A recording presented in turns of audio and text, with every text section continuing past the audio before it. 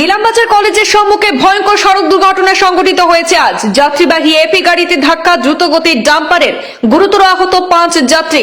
জাতীয় সড়কে ডাম্পারের দৌরাত্ম্য, ভয়াবহ সড়ক দুর্ঘটনা সংঘটিত করে পলায়ন ডাম্পারের। খবর পেয়ে ঘটনাস্থলে উপস্থিত হয় নীলামবাজার পুলিশ।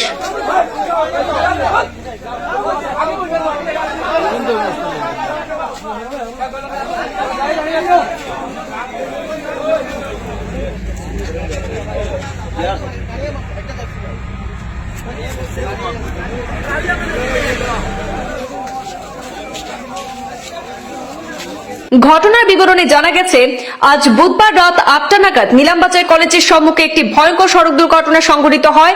প্রত্যক্ষদর্শীদের মতে, নীলামবাজারের দিক থেকে পাথারকান্দিগামী একটি যাত্রীবাহী এপি গাড়ি যাওয়ার সময় পাথারকান্দি থেকে নীলামবাজার অভিমুখে যাওয়ার পথে দ্রুতগামী ডাম্পার সজোরে ধাক্কা মেরে পালিয়ে যায়।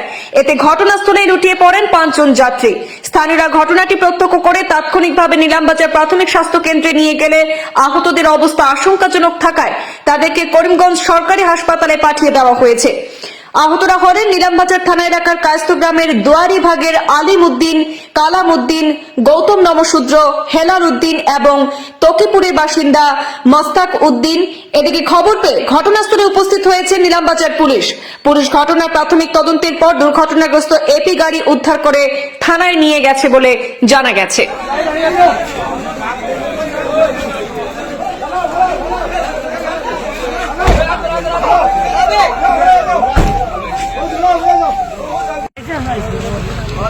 Oh,